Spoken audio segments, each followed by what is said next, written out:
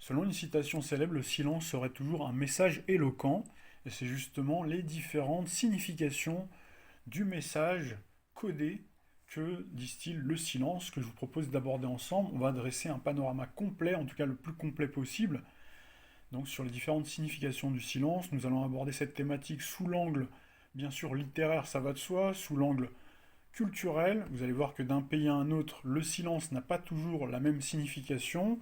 Nous allons également aborder cette thématique sous l'angle numérologique et pour cause, puisque nous sommes en année 7.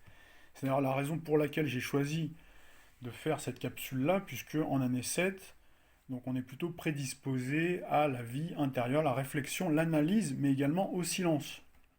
Alors vous allez me dire c'est assez paradoxal, et c'est justement pour ça, puisqu'il y a toujours des synergies entre la numérologie et l'astrologie, et justement nous avons fêté hier cette nouvelle lune, hier soir, cette nouvelle lune en Verseau, et vous savez que le Verseau est un signe très paradoxal, un signe qui est également gouverné par Saturne, et donc justement le paradoxe c'est que je viens vous en parler, alors que normalement je devrais faire silence, je viens vous en parler deux fois plutôt qu'une, puisque nous avons également un article qui est déjà posté sur ce même thème du silence, qui est déjà disponible pour mes fidèles lecteurs, mais je viens vous en faire la lecture parce que j'estime que sur le plan du développement personnel, ça peut être très intéressant et enrichissant pour vous.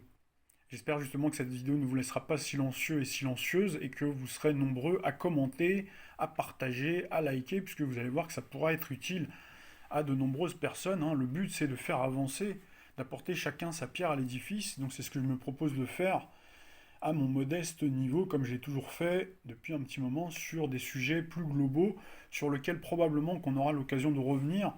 Donc pour l'heure, là, c'est vraiment un sujet qui concerne, bien sûr, toute la société, mais qui peut vous concerner, vous, à titre personnel et individuel. Et bien sûr, nous avons l'angle cinématographique, vous l'avez deviné à travers la lecture du titre de la vidéo ainsi que la bannière, qui est un détournement du célèbre thriller Le Silence des Agneaux, un film qui était sorti le 14 février 1991 aux États-Unis. Alors en France, c'était le 10 avril de la même année.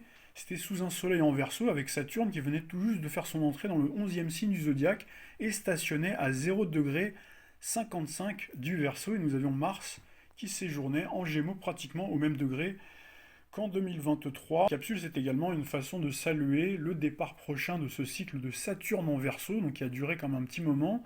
Donc vous savez que Saturne va transiter vers le Poisson le 7 mars prochain. Vous voyez qu'on retrouve encore une fois le 7 à 14 heures précises selon mon éphéméride, donc vers le Poisson. Et vous vous souvenez très certainement, pour ceux qui ont suivi toutes nos vidéos, ou si vous êtes vous-même un grand passionné ou astrologue, vous le savez, le 22 mars 2020, nous avions eu ce début de transit de Saturne en Verseau, et c'est vrai que ce 22 mars 2020 coïncidait avec le climat de terreur et ce véritable thriller à ciel ouvert qui s'était installé avec la crise du Covid et son premier confinement en France qui avait lieu le 17 mars. Vous voyez, on retrouve encore une fois le 17 mars 2020, et nous avions la concentration des quatre planètes, quatre lentes et semi-lentes, Jupiter, Saturne, Pluton en Capricorne, signe gouverné par Saturne.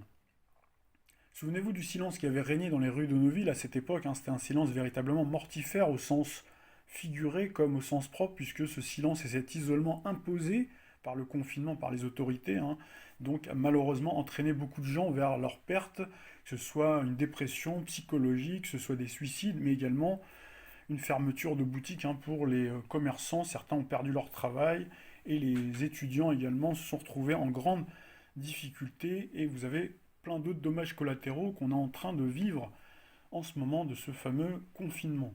Pour finir cette introduction, je voudrais rendre hommage également aux personnes qui sont atteintes soit de cécité, qui ne pourront pas lire l'article qui est sur le blog, ou qui sont atteintes de surdité, donc qui ne peuvent pas m'entendre à travers cette vidéo-là. Alors justement, la surdité, donc les personnes qui sont réduites au silence, c'est-à-dire soit de naissance ou suite à un accident qui a endommagé la partie anatomique qui leur sert justement à entendre et écouter. Donc il faut savoir que l'ouïe, c'est-à-dire la partie anatomique qui nous sert à entendre, est associée à Saturne. Et dans d'autres écoles, c'est plutôt Mars, sachant que Mars et le Bélier, ce serait plutôt les maladies oculaires, c'est-à-dire les maladies donc de vision, des problèmes de vision, des problèmes de cécité. En tout cas, ces deux signes marchent ensemble, le Bélier et le Capricorne, avec Saturne et Mars pour l'audition et pour les problèmes oculaires.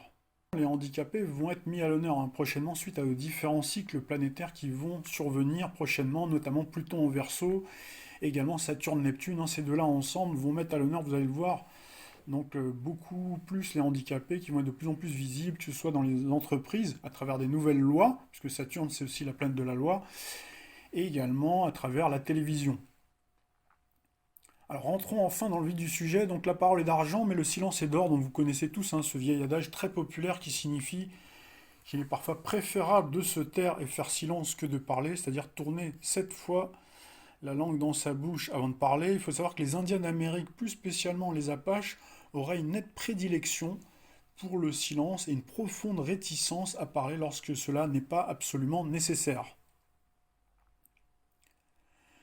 Dans la culture japonaise, la parole serait assez facilement considérée comme bruyante et agressive, c'est pourquoi le silence est sacralisé et très codifié dans les interactions sociales. Chez les Nippons, de nombreuses expressions et formules toutes faites, c'est-à-dire des expressions idiomatiques, permettent de cultiver les temps de silence. Alors vous avez justement le concept du haragi, je ne sais pas s'il prononce bien puisque je ne fais pas de japonais, donc il vise à l'optimisation de la communication en prononçant le moins de mots possible. Alors, selon une étude menée par le docteur Deborah Tannen, professeur de linguistique à l'université de Georgetown aux États-Unis, je vous rassure, aucun lien de parenté avec Biff Tannen de Retour vers le futur. Alors, vous verrez que dans certains extraits, courts extraits qui sont parus dans un article du site du Figaro du 26 juillet 2017, intitulé La subtile et mystérieuse puissance du silence, vous voyez certainement à l'écran s'afficher donc la capture. Donc vous avez les Japonais qui estiment qu'une conversation ponctuée de silence d'une durée de 8,2 secondes précisément serait beaucoup plus épanouissante et agréable. Et à l'inverse, justement, quelqu'un qui aurait besoin de trop de mots pour communiquer et se faire comprendre serait très mal vu au pays du soleil levant. Alors vous l'imaginez bien, dans nos sociétés occidentales, le rapport au silence est bien différent. Aux États-Unis, toujours selon la même étude et le même professeur, un silence de plus de 4 secondes suffirait à déstabiliser une conversation. Donc ça, vous avez certainement déjà dû l'expérimenter, que ce soit par exemple dans une réunion de travail, vous arrivez, et puis il y a un silence de mort, et donc là, vous êtes complètement déstabilisé, ou au cours d'une conversation, vous avez quelqu'un qui fait silence pendant que vous parlez un petit peu trop longtemps, donc là, vous êtes assez surpris, donc on aura l'occasion d'étayer un petit peu plus les significations de ces différents silences. Alors en France, on est plutôt un peuple communicatif, c'est pas un scoop, on n'est jamais avare de bons mots, on aime bien les débats d'idées, et c'est vrai qu'être plutôt loquace, c'est considéré comme un indice de grande sociabilité, sauf quand vous avez quelqu'un qui est un petit peu trop bavard, qui parle trop, qui fait sa commère, donc là on a plutôt envie de lui dire de se taire, et effectivement le silence peut être un moyen de lui faire comprendre, de lui faire comprendre subrepticement qu'il faudrait peut-être qu'il se taise. Quoi qu'il en soit, la notion de silence est quant à elle perçue très différemment selon les circonstances et selon la culture et l'éducation de chacun.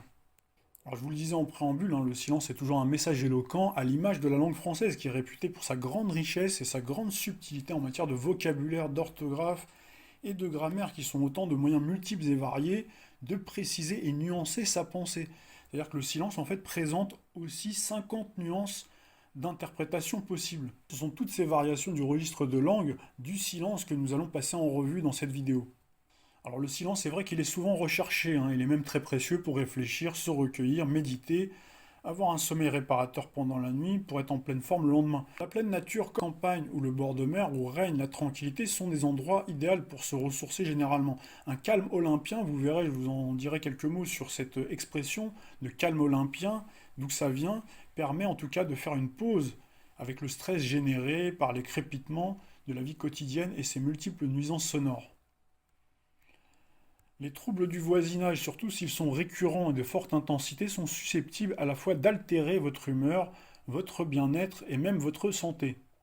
Aucun bruit particulier ne doit par sa durée, sa répétition ou son intensité porter atteinte à la santé de l'homme, a inscrit le législateur français dans son article 1334-31 du Code de santé publique. Presque le silence, expression s'inspirant du titre du roman de Julie Estève, serait donc une valeur protégée par le législateur, ou presque. C'est d'ailleurs pour ça que j'ai pris cette référence littéraire, pour illustrer justement ce côté presque, puisque le presque vient du fait qu'on a des moyens qui sont mis en œuvre en général pour faire respecter en toutes circonstances le droit à la tranquillité de votre lieu de vie. Donc ils ne sont pas toujours à la hauteur de nos espérances, ils ne sont pas toujours suffisants pour des tas de raisons très complexes sur lesquelles on ne va pas trop s'étendre dans cette vidéo. Alors si nous sommes nombreux à rechercher des endroits plutôt calmes pour résider, certaines personnes au contraire ont besoin de vivre dans des endroits rythmés par du bruit quand eux-mêmes ne sont pas les auteurs de ces nuisances. Alors pour essayer de comprendre pourquoi ces gens font souvent de façon délibérée du bruit qui trouble la tranquillité de leurs voisins, qui trouble la tranquillité des lieux, et qui est pour ceux qui subissent justement ces nuisances, c'est vécu comme un dommage, comme une atteinte à leur vie privée, un manque de respect aussi. Alors pendant que eux, les auteurs, eh ben justement, c'est une manière plus ou moins consciente d'exister, c'est une manière de s'affirmer. Donc comme ça, vous comprendrez pourquoi ces gens-là font du bruit. C'est une manière d'exister, c'est une manière de s'affirmer, c'est une manière d'imposer aussi sa présence aux autres par ces incivilités qui sont répétées. D'ailleurs, vous verrez que chez certains voisins, si vous allez leur demander de se calmer, ils vont justement au contraire en rajouter. Ils vont peut-être se calmer sur l'instant présent, et puis ensuite, après, ils vont en rajouter. Donc on verra justement à quoi ça a trait sur le plan astrologique. En résumé, pour certains, vivre dans un endroit bruyant, c'est se sentir vivant, et résider dans un endroit trop calme pour ces mêmes personnes, ce serait vivre dans un lieu trop morne, trop sombre, qui inspire la monotonie et la tristesse. Ce sont des ambiances qui ne sont pas sans rappeler les cimetières. Alors le silence de mort ou silence mortel ou silence mortifère selon ces expressions idiomatiques à la française, à part entière, donc font allusion au caractère pesant, déprimant, oppressant et lugubre du silence. L'écrivain Hervé Bazin disait: c'est la parole qui est d'or et le silence est de plomb. Alors contrairement aux traditions nippones ou amérindiennes, c'est vrai que j'aurais pu prendre d'autres pays, j'ai pas voulu trop m'étendre. Si vous faites vous-même vos propres recherches, vous verrez que très certainement, il y a d'autres civilisations, d'autres pays qui sacralisent le silence, ou au contraire, comme nous en Europe, ou en tout cas en France, on est assez prudent, ou en tout cas c'est peut-être un petit peu plus nuancé. En tout cas, quoi qu'il en soit, le silence serait plutôt perçu dans notre culture comme quelque chose d'angoissant qui n'est pas sans rappeler justement la peur de la mort. Et donc là, justement, tout de suite, on peut rebondir sur le fait que Saturne symbolise la mort, notamment. On a Pluton et Saturne. Saturne, vous savez, c'est Chronos qui limite le temps de vie. C'est la grande faucheuse chez les anciens astrologues. Et puis Pluton, vous le savez, c'est la planète qui est associée à la mort, c'est alias Hadès. Dans la mythologie grecque, le maître des enfers et des mondes souterrains.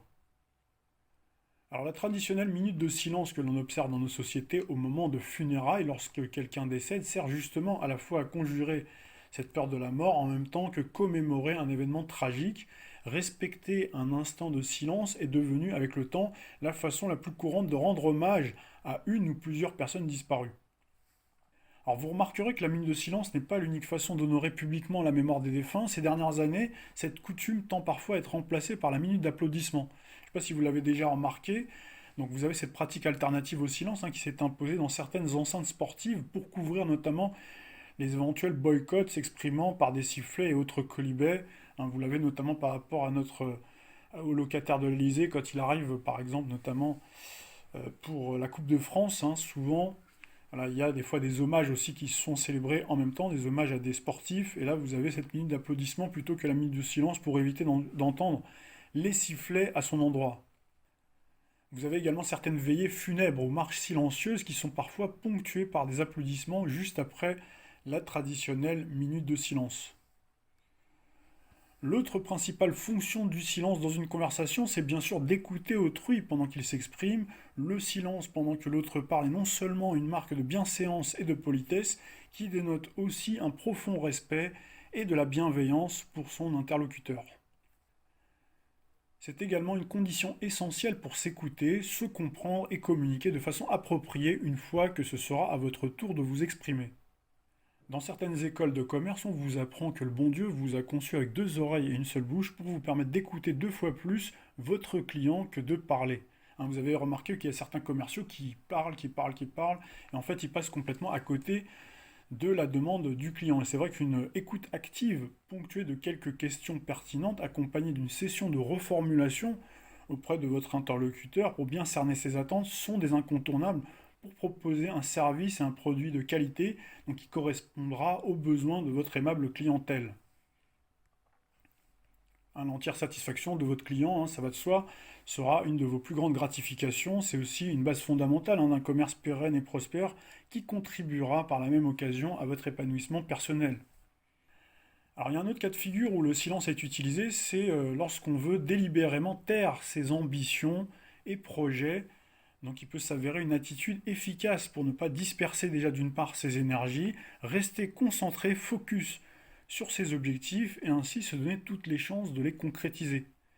C'est aussi une façon de ne pas claironner, de ne pas se vanter, de ne pas afficher trop clairement ses intentions avant la concrétisation.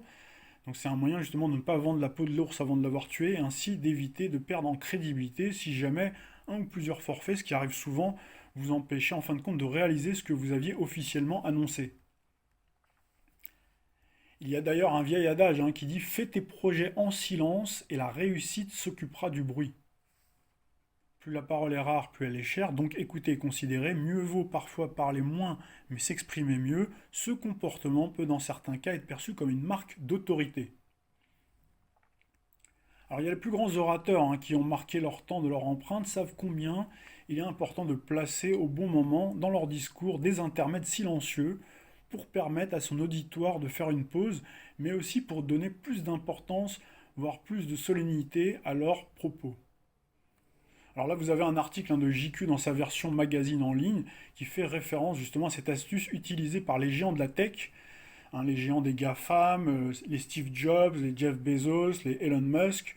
Alors il y a, c'est vrai, certains silences, on vient de le dire, qui sont vécus comme un moment de malaise et une période inconfortable, surtout lorsqu'ils se prolongent. Quand par exemple on vous a posé une question à laquelle vous ne connaissez pas immédiatement la réponse, et vous avez justement Elon Musk qui utiliserait quant à lui bien plus volontiers le silence comme un outil d'affirmation et de confiance en soi.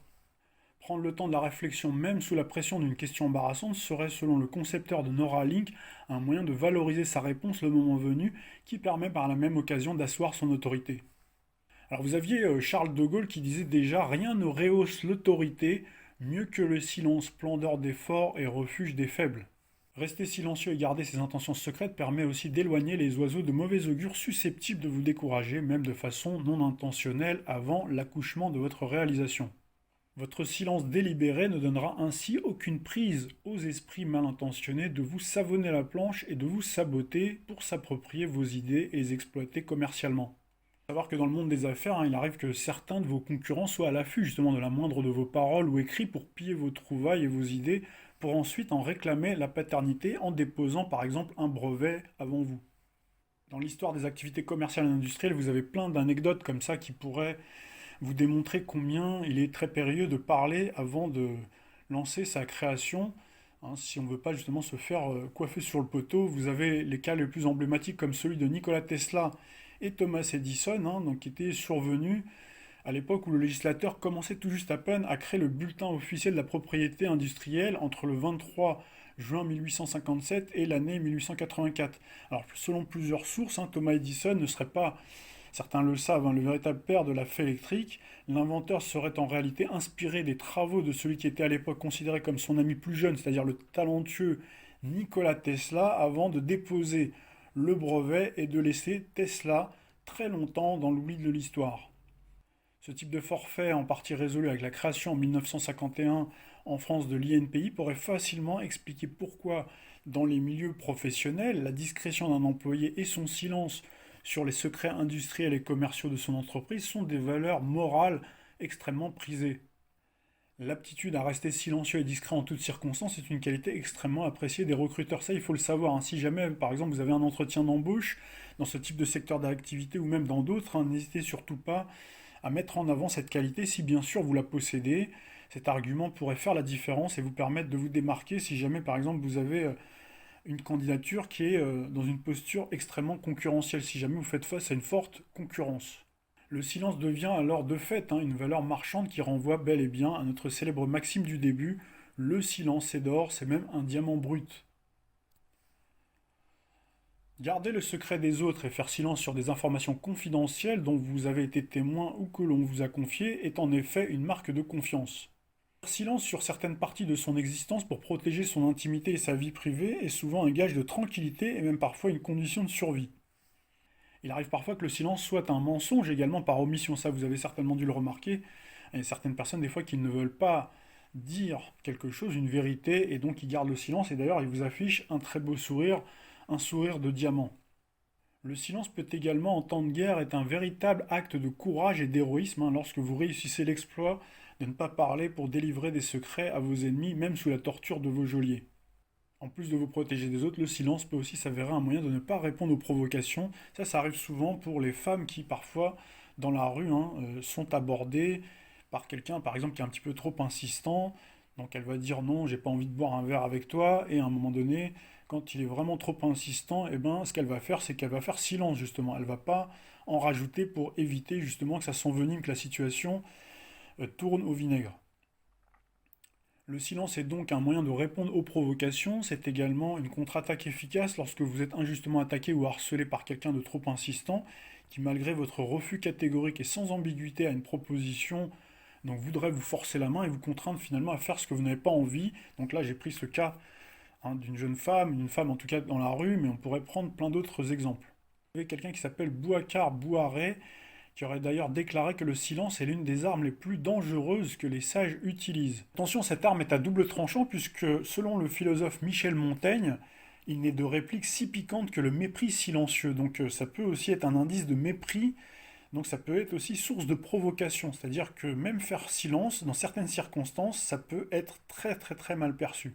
Parfois le silence s'impose à vous, vous n'avez vraiment pas le choix quand vous êtes quelqu'un de très en vue, quelqu'un de très sollicité, que ce soit par exemple une grande entreprise qui rayonne, qui réceptionne par exemple des centaines de candidatures par semaine, ou vous avez quelqu'un qui fait partie du show business, donc qui est très médiatisé, qui est une star de la chanson ou du cinéma, où vous avez la chance d'avoir un physique extrêmement avantageux, que vous soyez homme ou femme, et c'est généralement plutôt les femmes qui reçoivent des dizaines de lettres, des courriels, des messages par jour, donc là de la part de vos fans, de la part de vos prétendants. Donc là il faut bien comprendre qu'il est souvent très difficile pour eux de répondre à tous et toutes, quand bien même ils le voudraient.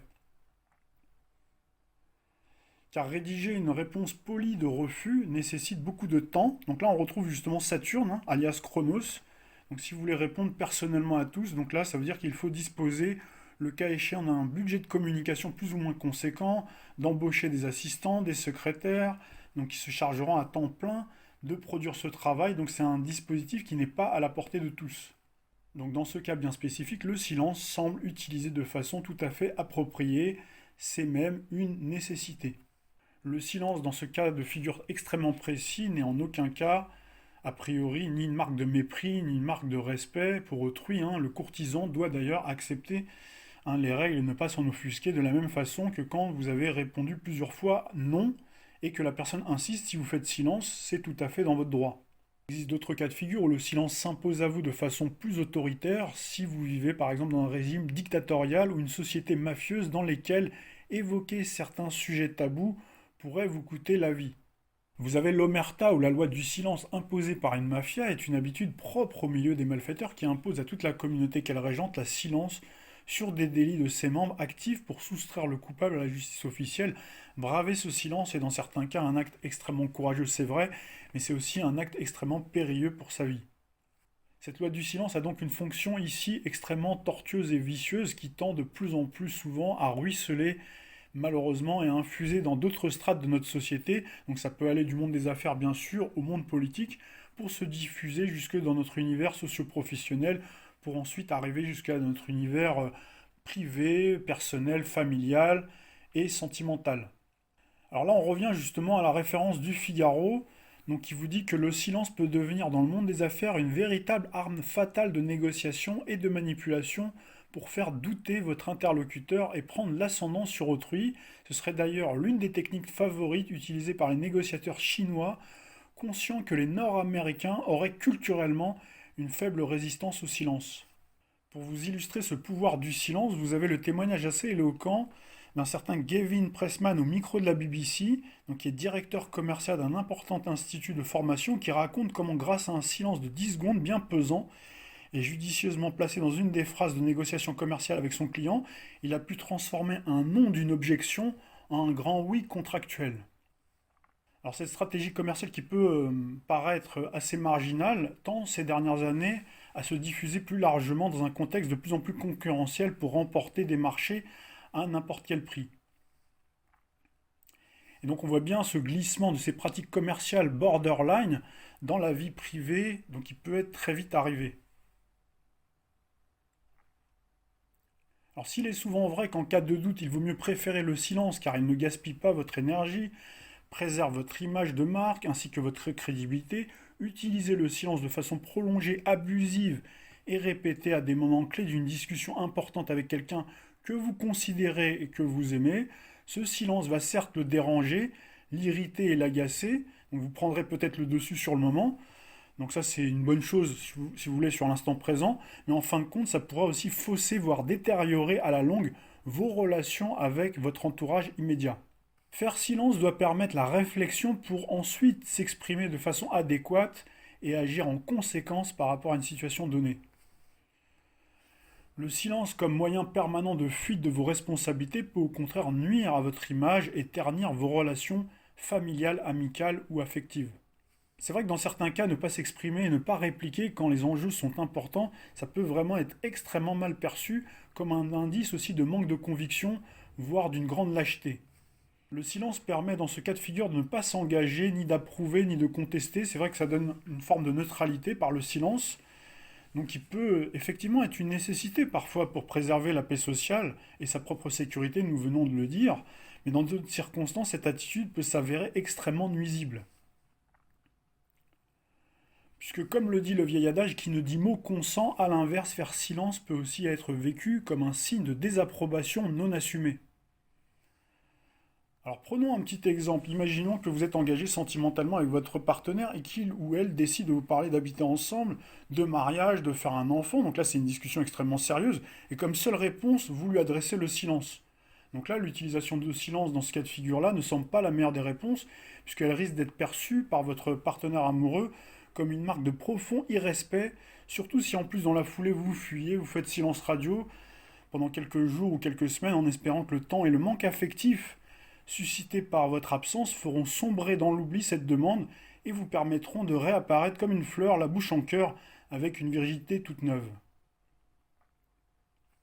Donc ça c'est une manœuvre que j'ai souvent vue au travers de mes consultations, à travers des consultants qui me confient un petit peu bien sûr leur vie, leur tranche de vie. Donc ça j'ai pu le relever au cours de ces 15 dernières années. J'ai l'impression que c'est un phénomène qui est devenu de plus en plus récurrent. C'est une manœuvre qui est vieille comme le monde, qui fonctionnera peut-être sur le moment à l'instant présent, et vous laissera un moment de répit, mais si vous répétez cette opération plusieurs fois sur le moyen long terme, il ne faudra pas vous étonner si c'est votre compagne ou votre compagnon qui décide de vous opposer une fin de non-recevoir et un silence à durée indéterminée. On le voit de plus en plus à l'ère des télécommunications, on est censé mieux communiquer, où la majeure partie des gens sont équipés de téléphones portables, d'internet, ils ont des moyens multiples et variés de communiquer avec des SMS, mails, vidéoconférences. Le nombre de gens qui s'adonnent à ce sport favori, de marquer justement le silence en ignorant délibérément vos coups de téléphone, vos messages, vos SMS, c'est devenu légion et un véritable sport national. L'application Tinder a bien cerné cette tendance puisqu'elle a ajouté dans une de ses rubriques à compléter pour décrire votre caractère la mention «J'oublie de répondre au téléphone». Ce silence produit, si j'ose dire, à tout bout de champ, qui n'était l'œuvre que d'une minorité, a fini à la longue par devenir extrêmement contagieux et se duplique aussi bien dans ses contacts directs que téléphoniquement, où vous avez votre correspondant qui adopte ce comportement tout azimut. Ces personnes-là ne se rendent même plus compte que ne pas répondre, faire silence, devient dans ce cas extrêmement dérangeant et outrageant, ou alors ces personnes s'en rendent compte et y prennent un certain plaisir et même une certaine jouissance malsaine. Mais là, on bascule dans une autre dimension qu'on va expliciter un petit peu plus loin.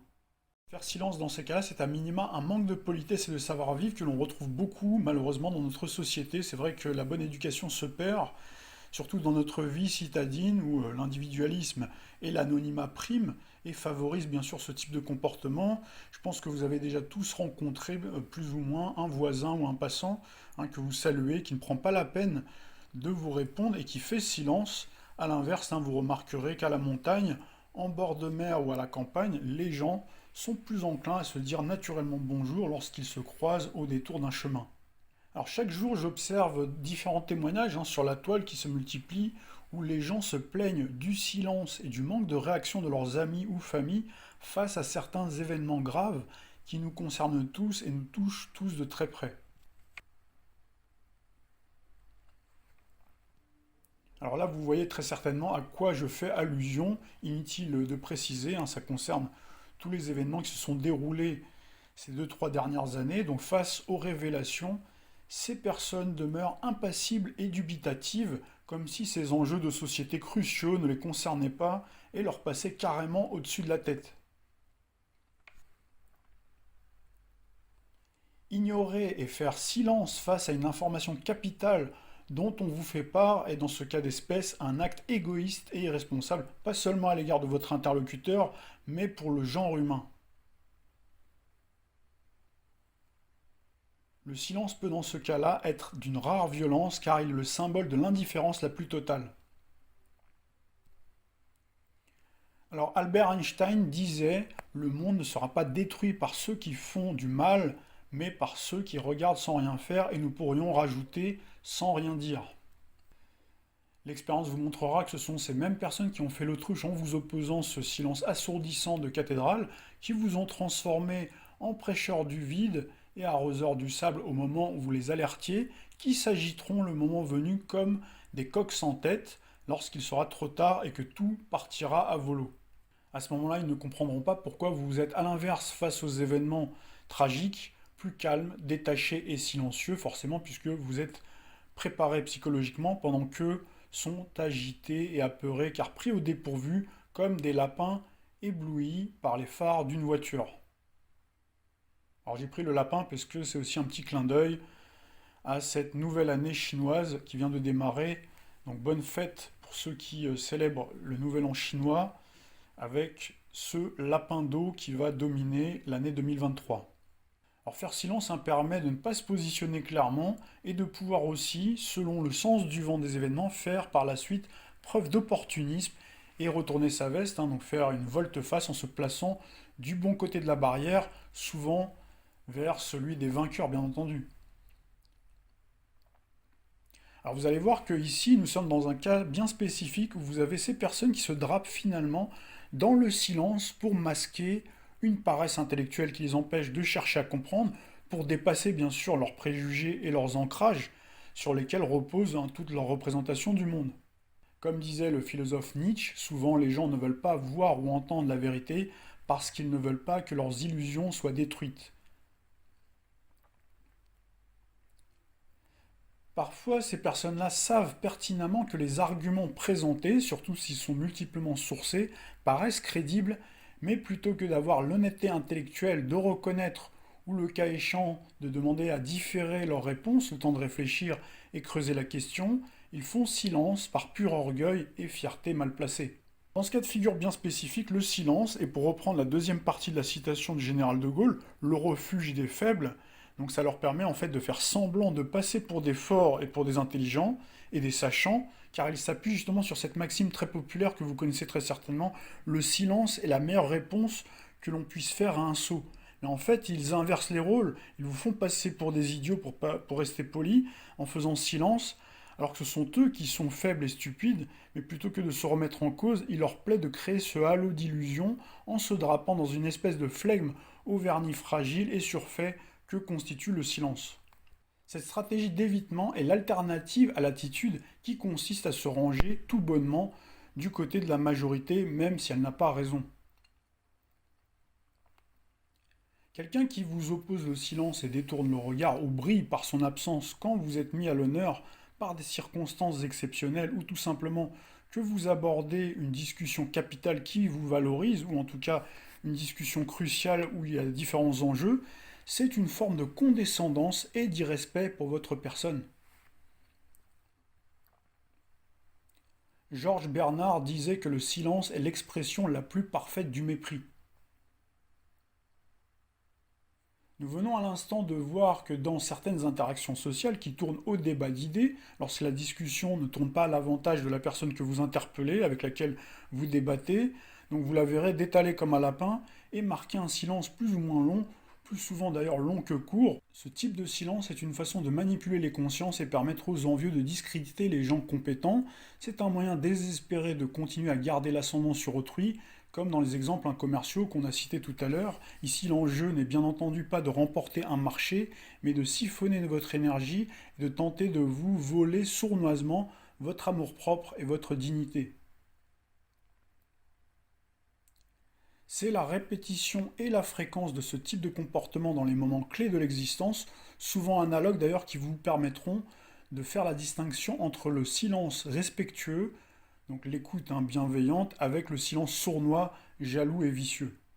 Vous avez une autre citation du philosophe Nietzsche qui disait que la jalousie qui se tait s'accroît dans le silence.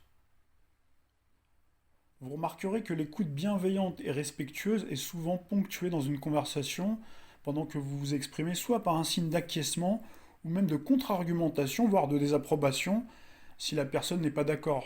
Donc la contradiction, sauf si bien sûr elle est gratuite, parce qu'il y a des gens, ils aiment vous contredire juste pour avoir le plaisir de vous contredire, donc ça montre en fait une certaine désinvolture, un certain esprit de provocation et de contradiction. Donc c'est-à-dire vous dites blanc, même si vous dites par exemple le soleil brille en été, ces personnes-là vont vous dire que c'est faux, alors que c'est vrai, et si vous dites l'inverse, ils vous diront le contraire. Donc ça, on met de côté, mais par contre la contradiction, il vaut mieux la contradiction que le silence.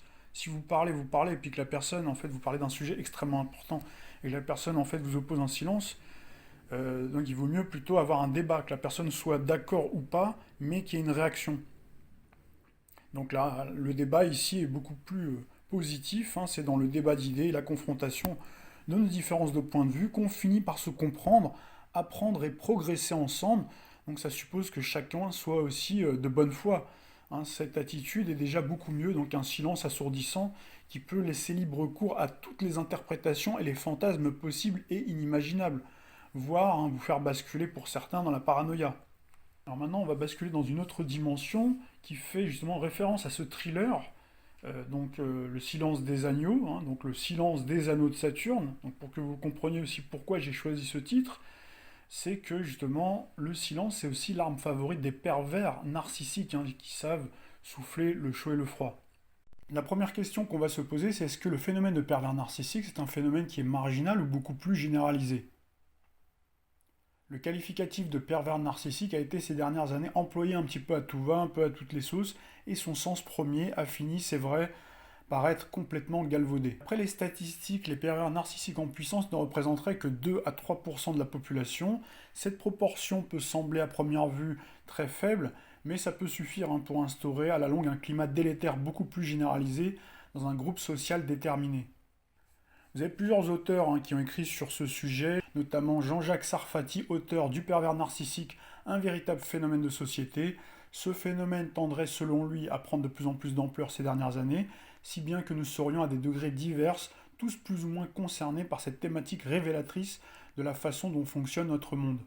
Vous avez un autre auteur, Andrzej Lobachevski, auteur de Ponérologie politique, étude de la genèse du mal appliqué à des fins politiques. Il affirme quant à lui que l'on dénombrerait en entreprise, comme dans la sphère politique, de plus en plus de comportements pervers pathologiques ou pervers caractériels qui polluent l'atmosphère et provoquent des conflits dans le milieu du travail.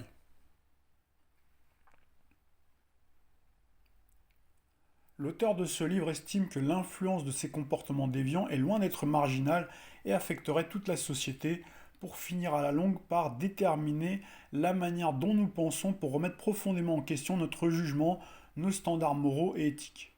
Au point que notre société finit progressivement par perdre son âme parce que les personnes qui la dirigent et qui sont censées donner l'exemple sont eux-mêmes sans conscience et sans âme. À travers ces deux références littéraires, nous pouvons aisément comprendre que dans une société qui valorise et porte au pouvoir de plus en plus de pervers narcissiques et de psychopathes en puissance, plutôt que des gens sains d'esprit, ce phénomène tend forcément à se généraliser. Il y a comme un phénomène de ruissellement et d'infiltration qui tendrait donc à s'opérer du haut de l'échelle sociale pour affecter les strates inférieures, intermédiaires, pour finir par gangréner tout le reste de la société jusqu'à sa propre base. Donc là, on peut faire un petit crochet du côté de l'astrologie. Vous vous souvenez qu'on a souvent évoqué l'influence de Pluton depuis son transit, depuis les années 2008, donc qui permet de prendre conscience dans le signe du réel, puisque le Capricorne, c'est un signe extrêmement pragmatique, réaliste, et Pluton vient régénérer justement donc certaines vérités aux yeux d'un certain nombre, un certain nombre de personnes en tout cas qui sont les plus attentifs, pour se rendre compte en fait qu'on est gouverné par de plus en plus de gens de cet acabit-là, et parce qu'il y a aussi une corruption systémique. Donc quand on parle du Capricorne, on parle du système, on parle de l'administration, on parle de toutes les sphères de pouvoir, les différentes strates, on en a déjà parlé. On avait fait référence, si vous vous en souvenez, au Capricorne, à la chèvre qui gravit la montagne. Et donc la montagne, ça peut aussi symboliser la pyramide. Vous avez une concentration, donc les fameux 1% qui concentrent les richesses, la quasi-totalité des richesses, justement qui gouvernent le monde et donc la façonnent à leurs mains.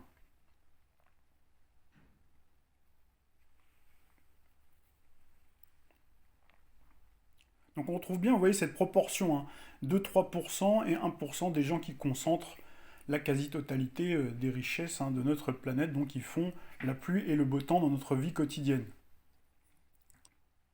Vous avez donc un groupe d'individus qui concentrent tous les emblèmes du pouvoir et exercent une autorité perverse en direction de leurs administrés. Ces derniers, imprégnés et conditionnés chaque jour de la vie quotidienne par ce type de comportement pernicieux, finissent par en emprunter les codes à des degrés plus ou moins divers. En fait, vous avez un effet de mimétisme comportemental, donc qui permet à certains profils qui sont beaucoup plus réceptifs que d'autres à ces stimuli, donc qui viennent de tout là-haut, qui viennent du sommet de la pyramide, donc ils finissent par adopter ces attitudes subversives pour finalement reproduire à leur tour dans leur entourage et en direction de personnes cibles. C'est-à-dire les victimes, vous l'avez bien compris, des pervers narcissiques. Alors, ces potentiels pervers narcissiques en devenir se rendent compte plus ou moins consciemment que pour réussir et grimper au sommet de la hiérarchie sociale, comme là où les personnes que la société leur montre en exemple, donc que ce soit à la télévision, que ce soit également plus proche de vous en entreprise, vous avez quelqu'un qui réussit, donc voilà, il est en entreprise, assez proche de vous, c'est votre chef de service par exemple, et donc vous dites, bah tiens, ça veut dire qu'il faut adopter ce type d'attitude déviante donc pour finalement arriver au plus haut sommet. Même si consciemment vous ne voulez pas être comme ça. Mais quelque part, il y a des gens comme ça qui sont très paradoxaux, qui vont honnir ce type de comportement, mais en même temps l'adopter sans s'en rendre compte paradoxalement. Alors fort heureusement, tous ne deviendront pas des 100% pervers narcissiques, des pervers narcissiques à 100%. Mais leur expérience sociale et le conditionnement auxquels ils sont soumis feront émerger en eux, à minima, des sentiments toxiques et des comportements perfides. Alors parlons maintenant du profil type du pervers narcissique. Pour éviter d'être victime d'un pervers narcissique, il faut mieux d'abord pouvoir l'identifier, identifier son profil type, et évaluer aussi son degré de comportement déviant sans sombrer bien sûr dans la paranoïa la plus totale, ce qui rendrait le remède pire que le mal et ne ferait qu'aggraver la situation. Cet état des lieux n'est pas une mince affaire, puisque le pervers narcissique a l'art de voler au-dessous des radars. Le pervers narcissique peut revêtir le visage d'un patron, un chef de service, un collègue de boulot, un ami, un parent, un père, une mère, un frère et bien sûr un partenaire amoureux, un conjoint. Alors ça peut être un homme, une femme confondus. Là, j'ai pas de proportion pour savoir s'il y a plus d'hommes ou de femmes. Donc chacun adopte ce comportement pour flatter leur ego, c'est leur dénominateur commun, et compenser une fragilité psychologique générée dans le passé. Le plus clair du temps, c'est dans l'enfance. Donc ils le font en pensant à tort que ça va leur donner plus d'épaisseur et plus de charisme.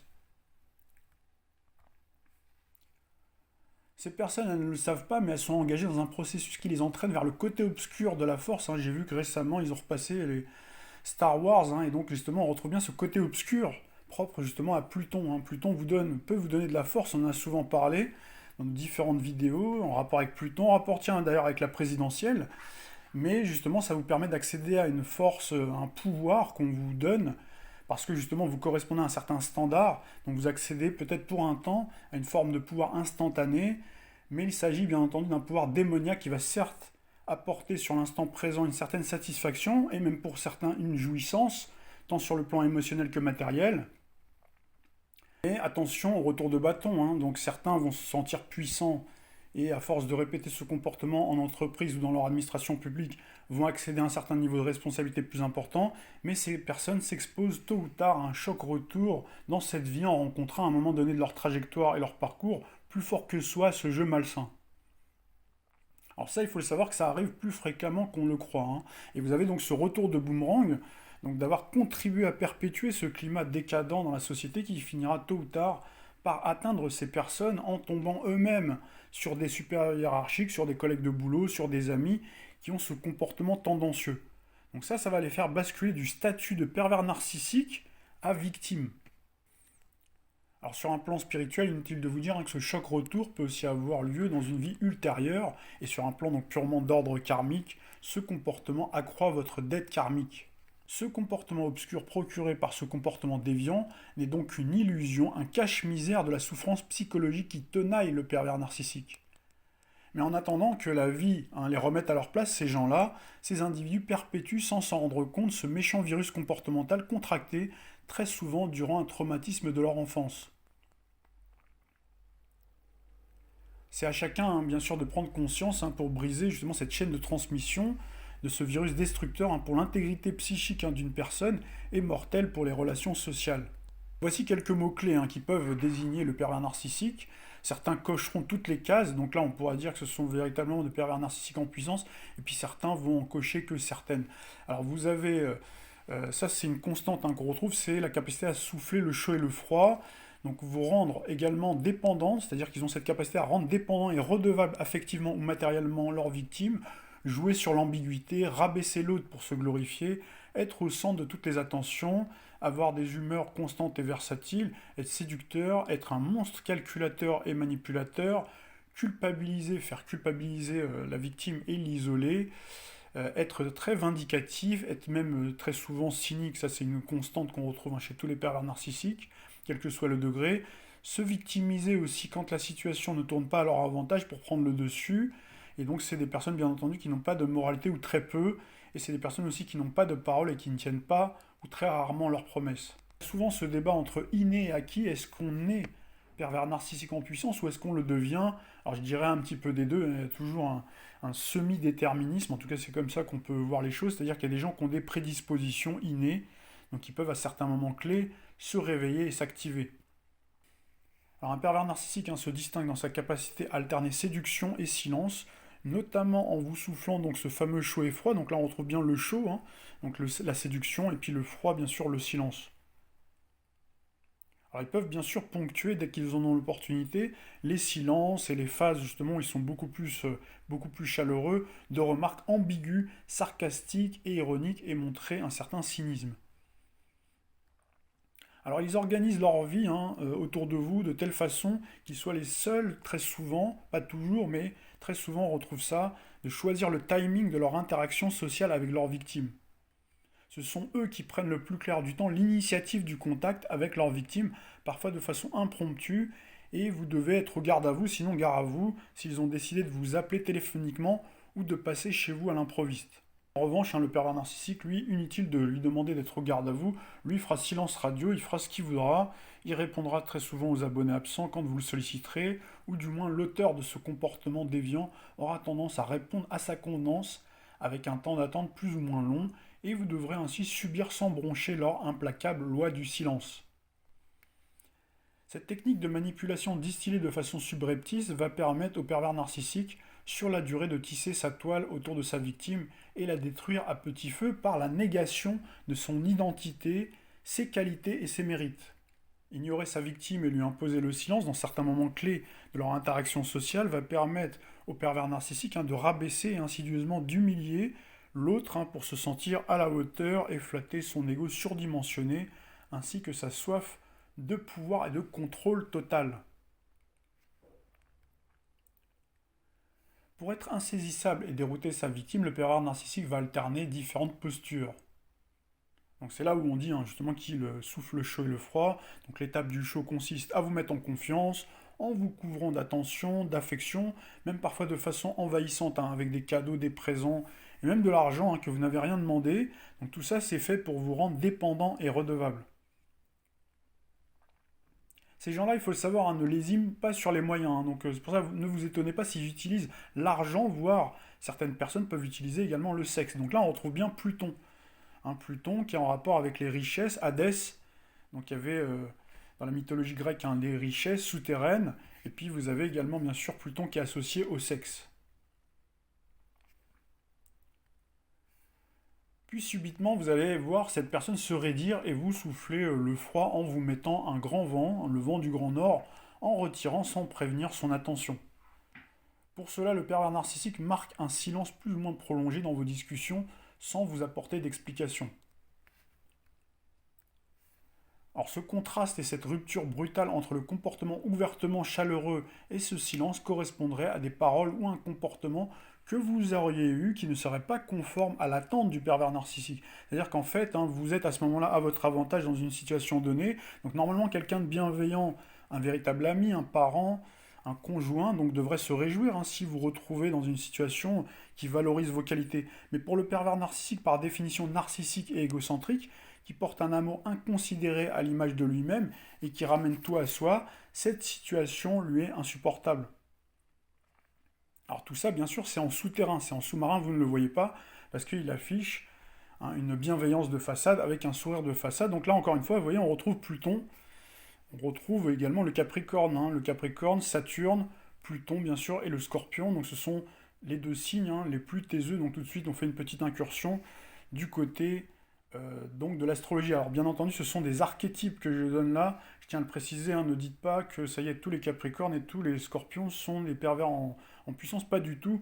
Donc là, il faut rentrer vraiment dans le détail et il faut confronter plusieurs éléments pour vraiment caractériser un pervers narcissique. Il faut qu'il y ait une juxtaposition de plusieurs critères, que ce soit comportementaux, que ce soit des répétitions. Donc ça, c'est très important, c'est la répétition dans certaines circonstances qui va vous permettre de qualifier aussi un pervers narcissique, et puis ensuite après de vérifier sur le plan astrologique par rapport à différents enjeux célestes, et également sur le plan numérologique. Le silence, c'est une manière de vous faire un reproche, mais sans jamais énoncer de façon claire et précise, donc la posture la plus efficace et la plus économique justement en énergie, qui permet de laisser libre cours à une certaine ambiguïté, c'est bien entendu justement ce silence. D'ailleurs, si vous leur faites remarquer le comportement qu'ils ont, le comportement soudainement silencieux, que vous en offusquez, parce que ça fait plusieurs fois que ce schéma se reproduit. Le pervers narcissique a l'art et la manière de vous renvoyer en pleine figure le fait que c'est vous le problème et que vous divaguez. La stratégie inverse à celle de vous renvoyer dans vos 22 mètres, c'est plutôt celle de désamorcer, de vous désamorcer, désamorcer vos reproches, désamorcer également votre colère et vos soupçons, en vous prenant carrément à contre-pied, en jouant plutôt la carte de l'amitié et de la séduction. Ça peut être du style, mais non, qu'est-ce que tu vas t'imaginer là? Tu es mon ami, je te connais depuis de nombreuses années. J'étais justement en train de parler de toi en bien à ma femme, je disais que tu étais quelqu'un de formidable. J'étais même en train de lire ta dernière carte postale, etc., etc. Vous verrez, ce sont souvent d'excellents communicants qui ont une très forte propension à une adaptation instantanée aux situations. Ils savent instinctivement, comme des funambules, jouer les numéros d'équilibristes et se sortir d'affaires par des pirouettes, quand bien même ils seraient pris en flagrant délit de comportement déviant avec des preuves accablantes et irréfutables à l'appui que vous pourriez leur énumérer. Quand ils se sentent acculés, quand ils se sentent pris dos au mur, certains partent justement dans une esclandre, ils vont provoquer justement une grosse dispute en se plaçant en position de victime pour inverser les rôles et retourner toute la faute sur vous. Ils sont tellement convaincants que la victime finit par douter, culpabiliser et parfois même à s'excuser platement. Alors une fois que la victime a mordu à l'hameçon, le piège se referme et se resserre encore plus sur elle, et le manège recommence inlassablement. Le pervers narcissique choisira également les circonstances au cours de laquelle il choisit de vous rabaisser. Est-ce que ça peut être en privé ou en public? Ce qui compte pour lui, c'est que ça lui procure une certaine jouissance, une certaine jubilation, qui lui permet bien sûr de vous rabaisser et donc de se grandir, se glorifier, se sentir à la hauteur. Alors vous pouvez voir par exemple qu'à chacune de vos retrouvailles avec le pervers narcissique, il a l'art et là la manière de manifester un certain enthousiasme de façon parfois même très exagérée. Il vous pose plein de questions sur vous, et donc la victime peut se sentir flattée qu'on s'intéresse à lui, d'autant plus que les autres fois, peut-être qu'il était beaucoup plus froid justement. Donc il se dit, tiens, aujourd'hui il est bien luné. En réalité, le pervers narcissique veut savoir où vous en êtes dans vos projets. C'est pour bien aussi vous cerner. Et une fois que cette séquence est passée, vous avez cette phase d'alternance chaud-froid et de silence qui peuvent recommencer. L'une des spécialités du pervers narcissique, vous lancer sur un sujet dont il sait que ça va vous enthousiasmer et va vous passionner, pour ensuite, en plein milieu de la conversation, marquer un très long temps de silence, comme pour sournoisement, bien sûr, vous signifier le manque d'intérêt de ce que vous racontez. L'autre variante est de soudainement prendre congé de vous sans prévenir, en se tournant vers quelqu'un d'autre qui arrive dans la pièce. Alors il a l'art également de détourner en plein milieu de la conversation, il change subitement de thématique. L'autre variante, c'est aussi de se tourner vers une autre occupation, soudainement, subitement, toujours sans prévenir, comme s'il y avait une urgence plus importante à traiter que poursuivre la discussion avec vous, qu'il avait pourtant initié et lancé. Alors c'est encore plus facile au téléphone, il peut prétexter un double appel, une ligne subitement altérée. Alors il peut également vous raccrocher au nez. Certains vont vous demander même de patienter, et puis après, vous allez attendre, et puis après ils vont vous raccrocher au nez. Et quand vous allez les rappeler, ils vont dire «Ah mais excuse-moi», etc. Donc tout ça c'est pour vous humilier. Alors attention de ne pas non plus sombrer dans la paranoïa, puisque vous avez, malgré les progrès de la téléphonie mobile, il y a souvent des dysfonctionnements qui arrivent. Moi, ça m'arrive très régulièrement. Donc, sur le plan professionnel, j'ai parfois des coupures et je suis obligé moi-même de demander donc, à la personne que j'ai en ligne de raccrocher pour récupérer une autre ligne moins défectueuse. Donc, comme je vous le disais, c'est toujours la fréquence et surtout la reproduction de ce type de scénario à des moments clés qui permet de détecter le pervers narcissique et de le distinguer des comportements anodins. Alors le pervers narcissique va adopter très souvent une attitude ouvertement sympathique en société. Cette posture en apparence bienveillante lui permet de prendre aussi à témoin les autres membres du groupe, qu'il est charmant, de bonne foi, ce qui le place aussi dans la catégorie hors de tout soupçon et le rend difficilement attaquable. En mettant ainsi dans sa poche et sous son charme tout le monde, le pervers narcissique prévient les risques éventuels de plainte à son encontre. Une fois seul à seul avec sa victime, le travail de sape psychologique peut insidieusement et sournoisement s'opérer. Alors si vous avez de bonnes idées à faire valoir, vous verrez que le pervers narcissique restera muet comme une carpe pour vous faire comprendre que votre suggestion n'est pas crédible ou qu'elle est carrément incohérente, soit parce qu'il est convaincu sincèrement que ce que vous dites n'a pas de sens, ou parce qu'il est vexé de ne pas avoir eu cette réflexion avant vous. Dans tous les cas de figure, il va descendre en flamme vos idées, soit ouvertement par une courte phrase sarcastique, cynique, ou sournoisement bien sûr par le silence.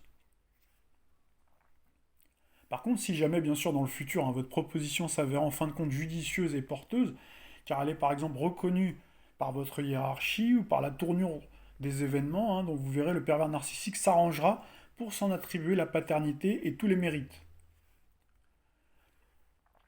Il se paiera même le luxe de venir vous narguer ouvertement en vous en parlant. Il aura bien entendu pris le soin de conserver l'idée directrice originale, mais en la reformulant légèrement à sa façon pour plus facilement la faire sienne. Le pervers narcissique utilisera également plusieurs variantes pour vous isoler des vôtres. La première consiste à instiller dans votre dos, en votre absence, le doute sur vous, sur vos qualités, sur vos compétences, au reste du groupe social. Donc ça peut être bien sûr au travail, dans votre sphère professionnelle, au sein de votre famille, au sein de vos amis, également parfois même auprès de votre conjoint. Donc là, tout ça par des allusions toujours extrêmement subtiles. Parfois et même très souvent dans le registre de l'humour. Donc ce qui permet justement de ne pas savoir si c'est du lard ou du cochon, en ciblant à 80-90% du temps vos défauts, tout en veillant parfois 10% et à 20% du temps de dire quand même du bien de vous, pour ne pas se griller justement. Le pervers narcissique aime rire aux dépens d'autrui, c'est même généralement un spécialiste des plaisanteries blessantes qui rabaisse et tourne en dérision sa victime. Donc là on retrouve également, vous vous souvenez, on avait déjà fait une capsule sur le pouvoir de l'humour caustique, l'humour sarcastique de Pluton. Alors bien sûr il y a des gens qui vont avoir un humour grinçant, mais c'est un humour très généraliste, c'est pas ciblé spécialement, quand c'est ciblé uniquement sur une personne. Donc encore une fois on retrouve la régularité, la reproduction, donc c'est là où on peut se dire tiens il y a quelque chose qui ne va pas.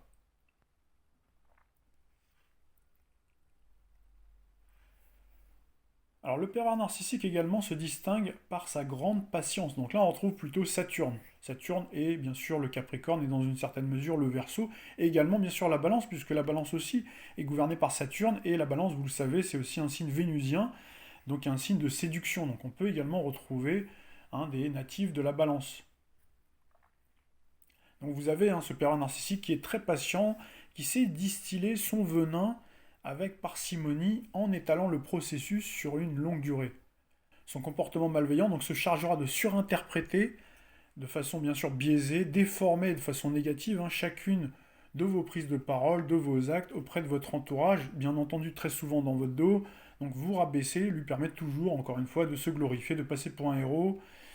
Mais justement, ça va vous mettre, vous, dans une posture, en tout cas pour la victime, ça va la mettre dans une posture extrêmement délicate, puisque petit à petit, il va se mettre tout le monde à dos. Donc il y a une autre méthode également qui consiste à vous exclure du groupe en veillant pendant un certain laps de temps à s'accaparer l'attention des autres membres du groupe, toujours en jouant sur le registre de la séduction, en se rendant indispensable par des échanges de services de préférence dans un secteur dans lequel vous n'excellez pas spécialement et où lui justement est beaucoup plus à l'aise. Une stratégie qui consiste à aborder un sujet qui ne vous concerne pas du tout. Par exemple, vous êtes avec un ami, donc qui est le pervers narcissique en question, et qui évolue dans une sphère professionnelle, et vous êtes justement dans son univers professionnel. C'est-à-dire qu'il a invité par exemple à la maison que ses collègues de boulot, et ben il va faire exprès justement de parler uniquement donc de travail et des choses très techniques qui ne vous concernent pas du tout pour vous exclure complètement du groupe. Ainsi, pendant ce laps de temps de discussion, le pervers narcissique peut, à sa convenance, littéralement et ouvertement vous snober, vous ignorer publiquement, et donc continuer à vous isoler du reste du groupe sans l'air d'y toucher. Normalement, le comportement normal, bien sûr, c'est essayer de vous mettre dans la conversation.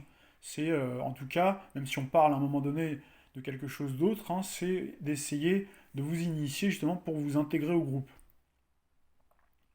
Alors c'est une façon, bien entendu, perfide de vous exclure, donc qui est une manière toujours extrêmement subtile de vous faire comprendre que c'est lui ou elle qui fait la pluie et le beau temps dans votre vie. C'est aussi une manière bien sûr de prendre le contrôle de votre vie, une partie en tout cas de plus en plus croissante de votre existence, et qu'il montre ainsi que s'il l'a décidé, vous n'êtes pendant un certain temps plus rien, vous êtes invisible socialement. Maintenant, du profil type des victimes du pervers narcissique. Alors pour réussir ce tour de force, les pervers narcissiques ont tendance à choisir un type de profil très particulier de personnes. Dans le profil, on peut avoir des gens forcément qui sont plutôt de bonne composition, qui sont bien sûr l'antithèse du pervers narcissique. Ce sont des gens plutôt gentils, qui sont aimables, qui ont une certaine moralité, qui sont plutôt sensibles, des gens intelligents, qui ont une certaine intelligence émotionnelle également au-dessus de la moyenne, des gens qui sont plutôt communicatifs, qui ont même une tendance à être plutôt timides et réservés en société. On peut avoir l'un ou l'autre. On peut avoir des gens soit très communicatifs, soit des gens justement qui sont timides et réservés. On peut avoir des gens, bien sûr, qui sont plutôt bienveillants, des gens qui sont plutôt dans l'empathie, qui vont être à l'écoute des autres. C'est des gens qui sont plutôt capables de se remettre en question, qui sont plutôt parfois émotifs, qui peuvent avoir une forte propension à culpabiliser, une forte propension également à pardonner. Alors leur talon d'Achille peut également être la vanité, c'est-à-dire qu'ils se laissent facilement aussi avoir et prendre par les bons sentiments. Là aussi, comme le pervers narcissique, on n'a pas une victime qui coche toutes les cases, ça peut être quelques-unes des cases qui suffisent justement au pervers narcissique, justement pour se tourner vers cette personne-là, pour justement l'entraîner dans cette spirale. Alors avant que la victime ne se rende compte un jour qu'elle est victime d'un pervers narcissique, vous verrez que la victime donnera plusieurs fois le bâton pour se faire battre et trouvera souvent des excuses au comportement malsain du pervers narcissique. Donc l'un des points faibles, on l'a dit, c'est la vanité, de se laisser souvent aussi prendre par les bons sentiments. Justement, vous connaissez tous la morale de la fable du corbeau et du renard qui conclut par apprenez que tout flatteur vit aux dépens de celui qui l'écoute. Même schéma pour les promesses qui n'engagent que ceux qui y croient. Lorsque le pervers narcissique manque à sa parole, ce qui arrive d'ailleurs très souvent, ça vous fait tomber de haut, ça fait tomber la victime de très haut de ses illusions, et ça contribue encore plus à écorner l'estime qu'il a de lui-même d'avoir eu la faiblesse de croire à ce bonimenteur. Tous les défauts de vos qualités sont finalement autant de failles qui vont être utilisées par le pervers narcissique à votre insu en plaçant les silences et moments d'absence au moment opportun. Pendant ce laps de temps de silence, la victime se torture l'esprit pour savoir ce qu'elle a pu dire ou ce qu'elle a pu faire pour provoquer justement ce comportement plus froid, plus hostile, qui contraste avec le comportement chaleureux antérieur du pervers narcissique. La victime va sans arrêt essayer de réparer l'erreur supposée qu'elle aurait faite et va faire des mains et des pieds pour rétablir la situation à son stade initial. En courant derrière finalement le pervers narcissique, elle va courir derrière l'estime d'elle-même ou l'estime, l'amour-propre que le pervers narcissique lui a siphonné. Alors ce silence, justement, rejoint ce qu'on avait vu dans la partie commerciale, bien sûr de façon très poussée, mais ça avait été bien développé justement par l'article du Figaro, donc il montre qu'à un certain moment clé, donc on peut instiller le doute par le silence. Donc là, c'est utiliser cette arme qui est utilisée, bien sûr, c'est une manipulation donc qui fonctionne. Alors contrairement à la victime, bien sûr, le pervers narcissique ne se remettra jamais en question.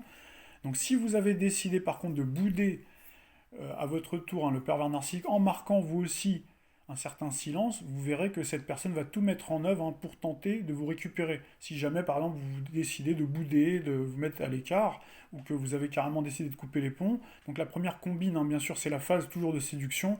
La tentative également qui peut être combinée avec l'un ou l'autre, de culpabilisation en retournant toute la faute sur vous. Donc ça, on l'a mentionné. La seconde méthode consistera à vous abreuver de marques d'attention. Certains vont même jusqu'à prétendre qu'ils n'ont que de l'amour à vous donner, car ils vous aiment et agiteront comme argument tous les bons moments passés ensemble. Car en effet, il y en a. Donc ils vont parler des services rendus, des présents d'ordre matériel qu'ils vous ont offerts. En réalité, ces gens ne vous aiment pas du tout, d'ailleurs, puisqu'ils ne vous respectent pas et n'ont pas un comportement bienveillant sur la durée. Les pervers narcissiques confondent, comme dirait le maître spirituel indien Sri Chinmoy, pouvoir de l'amour et amour du pouvoir. Donc cette phrase est très importante, pouvoir de l'amour et amour du pouvoir. Donc le pervers narcissique n'a en définitive ni de l'amitié et encore moins de l'amour à vous donner, si ce n'est d'utiliser le charme et la séduction pour placer ses silences et ainsi prendre l'ascendant psychologique sur vous et vous dominer dans tous les compartiments de l'existence. Pour les plus anciens, ceux qui ont plus de 40 ans, vous vous souvenez très certainement de la chanson de Jean Schultes, sortie en 1981, Confidence pour confidence, qui aborde justement le thème du pervers narcissique.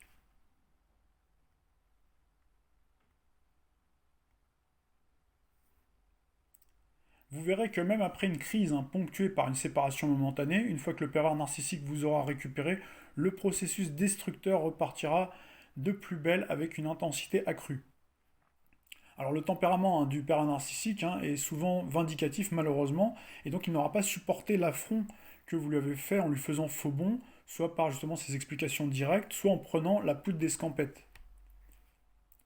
Alors leur acte de vengeance se manifestera au moment où vos relations sembleront au beau fixe, après la séquence réconciliation finalement, où le pervers narcissique vous aura en amont bien amadoué et caressé dans le sens du poil, souvent d'ailleurs en laissant le temps passer, pour que le temps justement mette dans les oublis de l'histoire tout ce qui s'est passé en amont, pour revenir, pour reprendre le cours de l'existence ensemble, puis ensuite après au moment où vous y attendez le moins, ils vous laisseront subitement choir, une fois de plus, en dégainant l'arme absolue, le silence mortifère.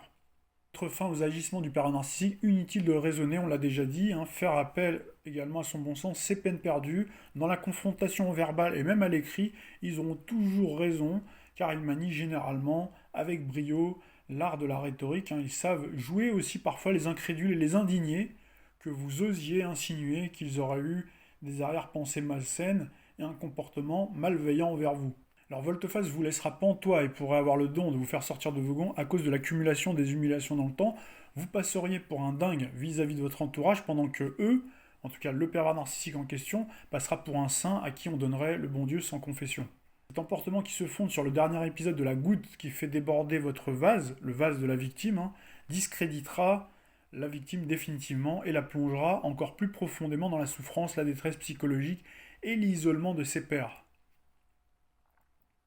Et oui, puisque votre entourage n'aura pas vu justement le travail de sape psychologique invisible que vous avez subi depuis tant d'années, et seul votre acte de rébellion et de révolte, l'explosion de colère, ne seront retenus, qui paraîtront d'ailleurs complètement disproportionnés par rapport aux derniers événements déclencheurs.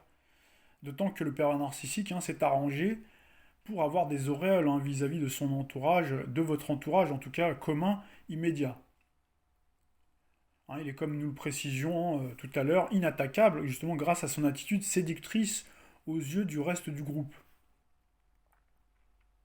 Alors en revanche, le grand talon d'Achille des pervers narcissiques, c'est qu'ils sont eux-mêmes en réalité très faibles, tant psychologiquement que physiquement. En tout cas, ils sont forts avec les faibles, ceux en tout cas qui montrent une certaine faille, certaine faiblesse, mais faibles avec les forts. Le pervers narcissique a souvent tendance à détaler comme un lapin si vous commencez à agiter vos poings. Rares sont ceux qui oseront vous affronter en combat singulier, même dans un match amical, ils n'ont pas assez d'honneur pour ça et auront trop peur de perdre la face si jamais ils devaient mordre la poussière. Que dans un passé pas si lointain encore, vous savez que jusque dans les années 60-67, vous pouviez encore provoquer quelqu'un en duel, justement si votre honneur a été atteint. Or là, vous ne pouvez plus le faire, ce n'est plus permis par la loi.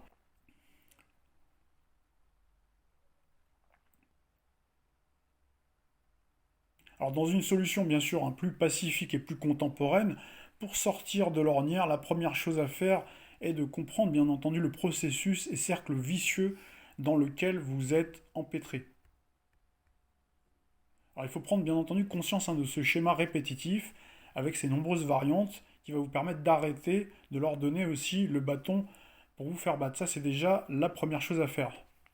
Une fois que vous avez bien intégré toutes ces données, n'hésitez pas à les emmener, si vous le pouvez bien sûr, une fois que vous êtes sorti de l'ornière, parce que c'est vrai que c'est souvent une expérience extrêmement éprouvante qui peut vraiment vous mettre la tête complètement par terre et vous vider psychologiquement et énergétiquement. Et donc vous pouvez, si jamais vous en avez la force, une fois que vous avez retrouvé vos énergies, de les emmener sur des fausses pistes, justement, en feignant par exemple la faiblesse pour attiser leur comportement du pervers narcissique. Donc ça vous permet, si vous voulez, de vous mettre un petit peu à l'écart, et donc ça vous permet de jouer une forme de comédie par un comportement faussement ingénu. Donc ça va vous permettre à vous de tester, de les tester et d'attester que vous avez bien affaire à un vrai pervers narcissique en puissance. Donc ce qui va aussi vous permettre, par cette prise de conscience, sans conteste, de prendre des décisions radicales.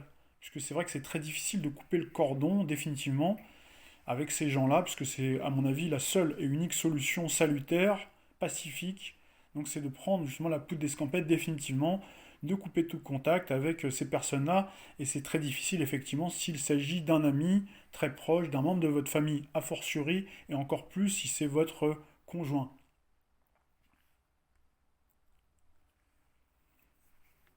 Alors l'éloignement géographique et espacer un maximum vos contacts peuvent être des solutions alternatives dans certains cas, mais jamais complètement efficaces. Les solutions miracles n'existaient pas, surtout pour arriver à prouver justement que vous avez affaire à un pervers narcissique, notamment dans le milieu socio-professionnel. Donc là, ce qu'il faut, c'est adopter justement un comportement plutôt approprié. Il faut aussi que la victime se remette en question, puisque ça veut dire qu'elle fait des choses. Vous savez qu'on est tous en interaction, donc c'est par rapport à votre comportement que l'autre a ce comportement de pervers narcissique. Il ne se permettrait pas, il le fait avec vous parce qu'il ne peut pas le faire avec d'autres. Donc là, il faut plutôt se tourner vers quelqu'un, un spécialiste de la question qui peut vous aider. En conclusion générale des différentes significations du silence, donc vous avez pu remarquer que dans vos interactions sociales et discussions de la vie quotidienne avec votre entourage, cette notion de silence n'a pas toujours la même signification et la même valeur morale. Tout dépendra bien sûr de plusieurs paramètres, l'environnement culturel et l'éducation. Donc là, vous avez vu que d'un pays à un autre, la notion de silence pouvait être complètement différente. Bien sûr, vous avez le tempérament et la nature profonde de l'émetteur du silence.